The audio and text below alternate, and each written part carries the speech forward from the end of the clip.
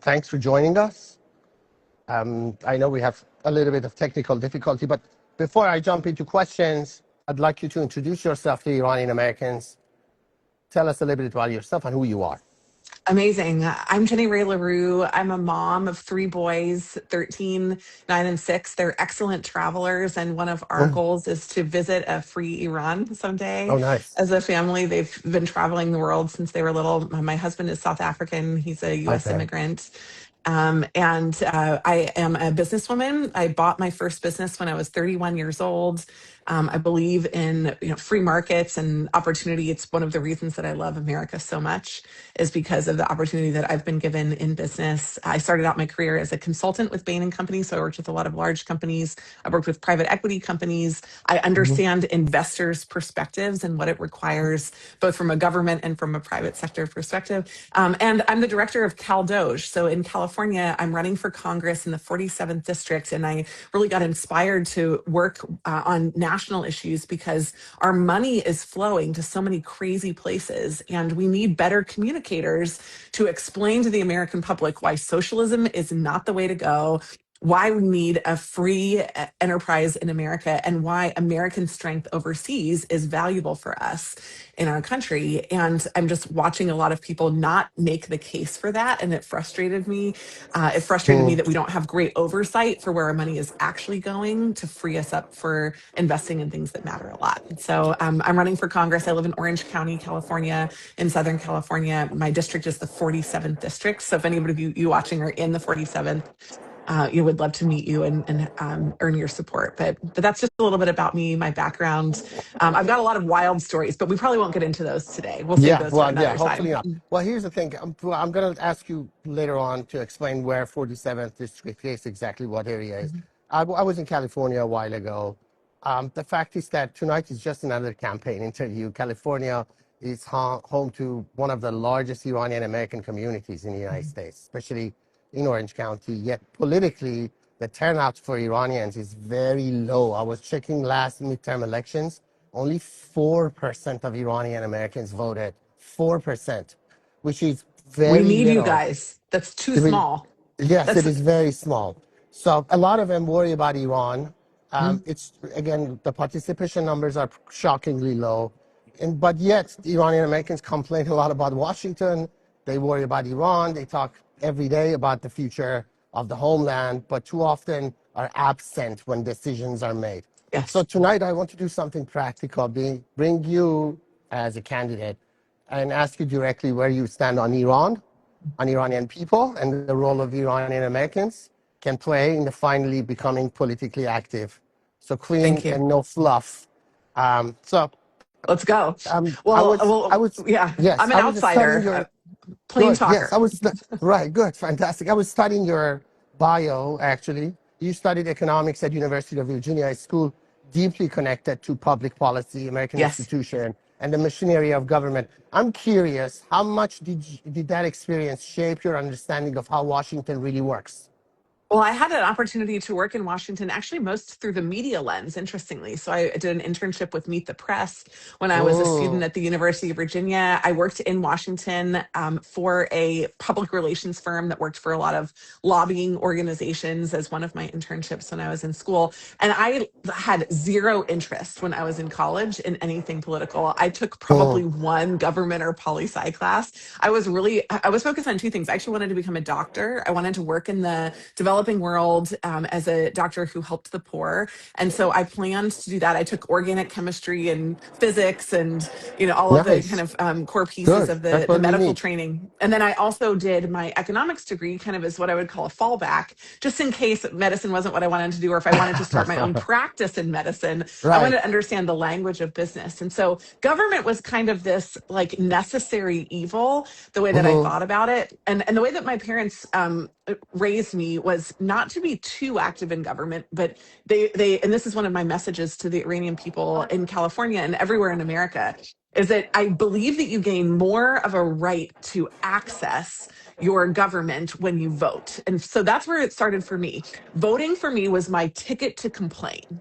It was Yeah, my yeah, activism. It was the way for me to say, look, I didn't stay out of this process. I'm a part of it. Maybe my vote wasn't where it didn't tip the scales in the favor of where I wanted, but ultimately it does. And this is what we yeah. see is that over time, like we get involved with our government, we meet people who are in government, and we're just people. Like I hopefully in the next year I'm going to be a sitting congresswoman. I would love to have the input from Iranian people, but what I will do on Iran is comes from my conversations with people.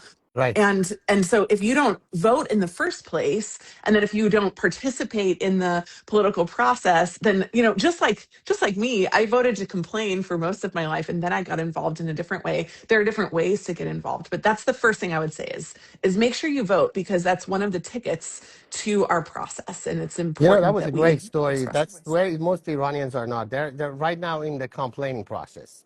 They're in the complaining stage. Most Iran, Well, I'm you have a telling you, lot to when they complain talk about, to to me, be fair. right? No, but when they Yeah. talk to me, like, oh, I does nothing, nobody does anything in Washington. I'm like, have you ever voted? Have you ever tried to talk to them? And the answer is I shockingly mean, no. come and talk to me. Come and have Yes, lunch with yes, me, yes. right? So again, Jenny Yeah. is running for Congress in Orange County. A lot of Iranian Americans are there, and as you know, Iranian Americans are highly educated. Jenny, very highly educated. So Very much this is so. a segue to my next question. That you later attended Columbia Business School, I and did. today Columbia has become a national symbol of campus radicalism.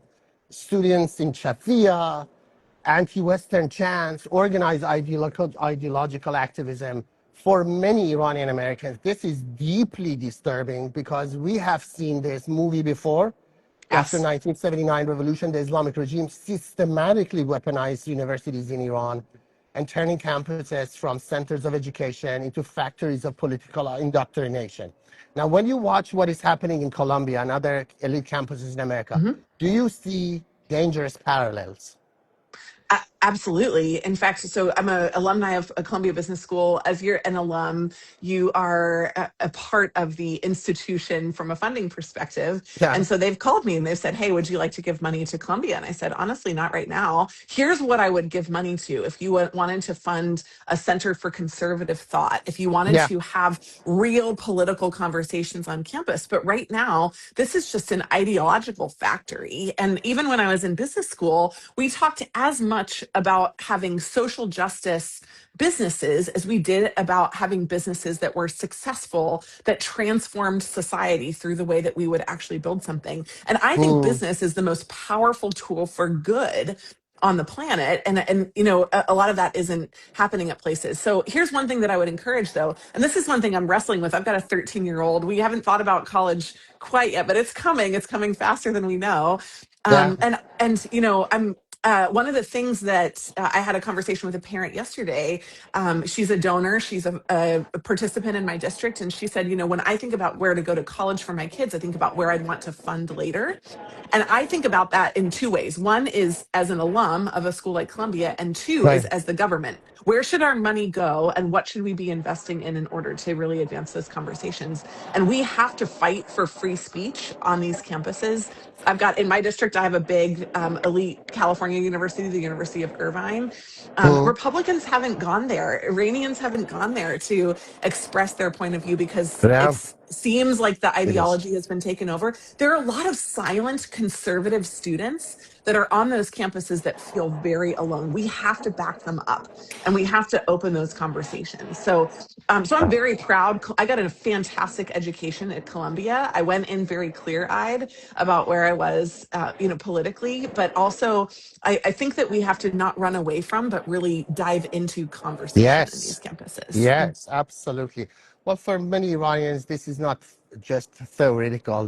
We lost our universities to extremism decades ago. This is why this issue feels Yes, very personal. So let me move directly to Iran right now. sure.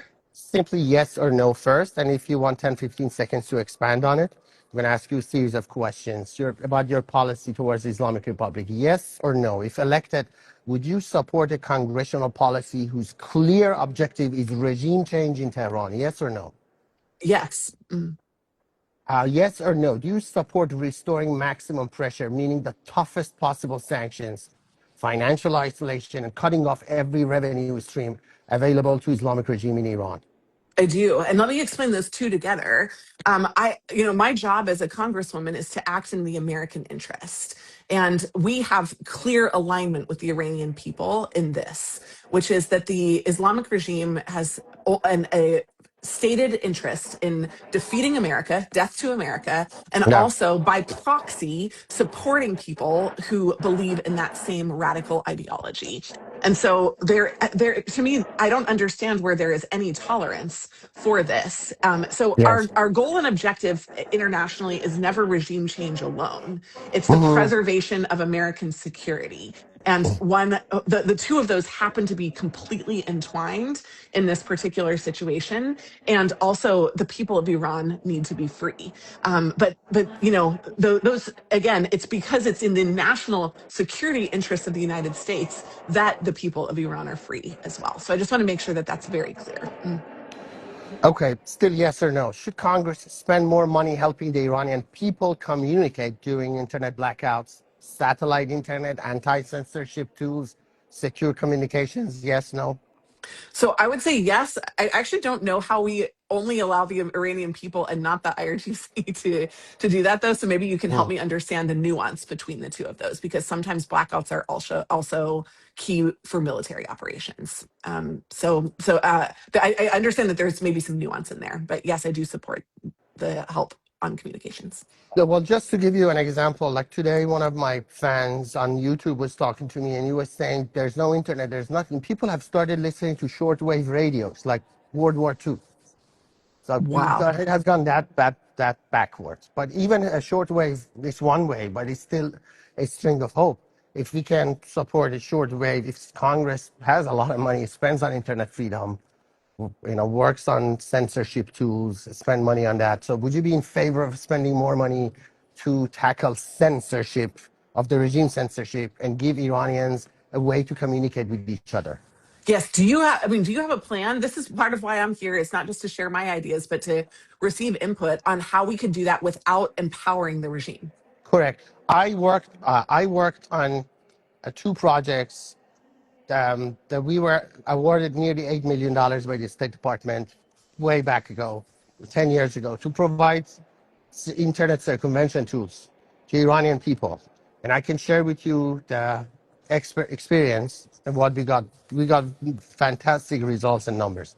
But we can, off the record, after this interview, I would be happy to share them with you. Educate me. Okay, Absolutely. good. Please do. Absolutely. So here's the thing. Millions of Iranians inside and outside Iran openly support Shahzadeh Reza Pahlavi, the prince, as a Yes. transitional national figure. If the Iranian people themselves move in that direction, would you be comfortable publicly engaging with the movement in Congress? Absolutely. Again, I don't think this is something that the US can impose, and it is not our fight. It is really the Iranian people's fight. But as a national security interest, we would certainly rather have someone who is a democratically elected or a people appointed person, depending on what kind of government was set up, rather than the IRGC. I think it's no question that it would be better for America's interests around the world and also better for the people of Iran. Um, there's this belief among the Iranians that although Republicans, when you ask them about Shahzadeh Reza Pahlavi, the prince, they're very receptive. They think, oh, okay, this is a guy who was educated here in the United States. He went to school here. He went to a military base. He's a fighter pilot, so they know him. But at the same time, the Republican Party is kind of cautious of what the approach should be because this might be a person who might become the monarch in the future of Iran. Do you see a conflict of interest here between a monarchy and democracy? Well, so we are a constitutional republic in the United States, and Right. obviously we favor constitutional republics. But we have allies that operate with very different governments all around the world. What matters to us, again, just to reinforce, is national security, and I think we have very clear alignment with the prince in this particular Okay, situation. good. Good So, to hear that. so to me, the form of government matters a lot less than whether or not we have a cooperative ally or whether we Mm, have an antagonist. Right now, we have not just an antagonist, but the antagonist in the yes, world against yes. America in Iran. And so, so to me, it seems like we would have a significant improvement. I would love to meet him. I would love to meet him, and I would be able to add a little Okay. bit more color for that as One well. other major myth and a cause of worry for Iranians. There's this myth that Israel and the United States are going to cut Iran apart. Okay? One major fear among Iranian Americans is chaos after the Islamic Republic is gone. Civil war, militias, foreign interference, territorial breakup. Do you agree that U.S. policy should support democratic change in Iran while preserving Iran's territorial unity as one country? So, is that what the Iranian people want? One country? Yeah. Who would get the other piece? What other piece? There's only Iran. There's one Iran. This is what I'm saying, right? I Yes. think we have to be very plain spoken when we think Okay, about these yes. things. Absolutely. Yes. But it's nonetheless, a lot of people in Iran are worried because if the regime falls, if there's civil war, and if there's uncertainty in Washington who to back up, then there will be a vacuum for other groups. And we've seen that in Syria, in Iraq, in Yeah. Afghanistan. Do you think Congress has a responsibility here to support preserving the Iranian unity as form of one nation? Yeah. Again, I think the key issue is U.S. interest. One Iran is easier to deal with rather than two Irans. One Hmm. friendly Iran is better than one friendly and a second unfriendly Iran, right? So if we just think about it very, very plainly from Okay. U.S. interest, yes, supporting a united Iran seems to make sense. Okay. And again, I have more work, of course, to do on this issue, but that's exactly where I want to explain my framework for how I think about these things, because Okay. Yes, sometimes we of get course. into the weeds instead of thinking at the biggest level, what is good for the U.S. Right. Yes, if a united Iran is good for the U.S., then yes, I support united Iran. Everything that you said, it leads me to believe that that would be true. Yeah, historically, the United States has always backed the united Iran. President Harry Truman threatened Soviet Union after World War II to remove their troops from Iran because he wanted a united Iran. He threatened them with nuclear power. He said, we're going to drop nuclear bombs on Soviet Union if you don't remove your forces. So there's a historical precedent for that. Yes. President Truman has done it, and President Trump has kind of, he's been very careful about his language. So one of the things is that there are hundreds of thousands of Iranians, Americans in California, but politically, many remain disengaged. What is your message tonight to Iranian Americans in Orange County? That's where you're running for Congress, who care deeply about Iran, but rarely step into American politics. This is actually a very easy situation because the man that I'm running against, the current sitting Democrat congressman, has been in office for a year and a half. He is very adamantly opposed to foreign intervention, Uh-huh. specifically in Iran. He wants to ban funding for Israel. He wants to ban funding for this war. He does not support the people of Iran in this situation. And he is behaving against your interests. And so you have a very clear choice. If you're silent, you are effectively voting for him. And if you want to engage, I need your support. I need these kinds of conversations so that I understand more deeply the issues. If you are silent, I have nothing to go on. I have Right. no one to talk to. I cannot represent you, but with both my voice and my votes, I can do a lot for the Iranian people. I just need to have your support and your engagement in this process. So that would be my exhortation to the people, especially in Orange County. So for Iranian Americans watching tonight who want to meet you, volunteer, support, donate, or simply begin a conversation, where can they find you? What upcoming events do you want them to show up to? Fantastic. Yeah, we have a fundraiser in Orange County in Laguna Niguel next Wednesday night. That would be a wonderful place to meet with me. And we have tickets for that on my website, Jenny Ray CA, or you can just send me a message. I also am, yesterday we sent text messages out to 40,000 people over the weekend. And when people wrote me back, I called every single person that had a question for me. And so we're a very active, engaged campaign. If you write me on Instagram and say, hey, I have an idea for how we can support your campaign, I would love to get you in front of more people. I would love your questions or answers about this. Let me help you figure this out. I'm all ears. So you can also just directly reach out to me on Instagram or through our campaign website. So everyone meet Jenny Rea. She's running for Congress from California, from the great state of California, running against that Democrat opponent who's opposing the war with Iran, who wants to tie President Trump's hands. I've asked him tough questions about what her vision is about the future of America, but also about the future of Iran.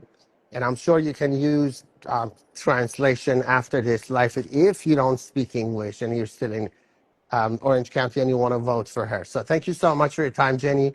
Yes. God bless you. God bless America, and hope to talk to you soon. Thank you. I just want to say one quick thing. There were some people that said, "Hey, we're in Los Angeles. What about us?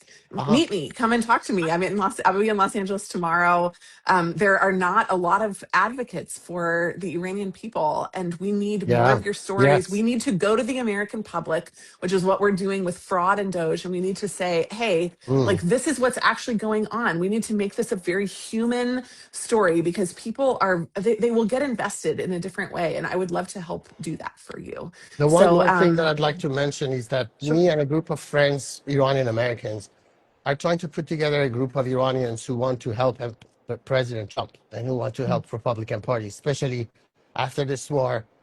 You know, President Trump and Republican Party lost a lot of political capital, and they need help in the midterms. It's a risk. We are taking a risk defending our future because, there's a very big difference between responding to a threat that you already see and responding to a threat that the American people don't feel. Right. And it is the right decision. It was the right decision. It was calculated, months in advance. I have very good friends, one who just returned from deployment, one who is there. I've done my work on the backstory, on the assessment process, but the American people don't know this. They feel a pinch at the pump.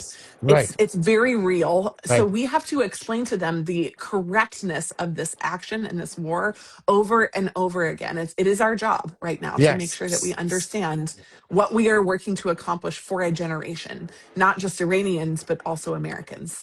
And so we're trying to put together a group nationwide, all over the United States, to help as many Republicans as we can to get elected in the midterms. And there are millions of Iranians who don't vote, who never vote. So hopefully you are the first one who's kicking the door in for the rest of them to come in. Thank you so much for your time, and I hope to see you again. Good luck again. Thank you. Thank you. Of Bye, course. everyone. Bye-bye.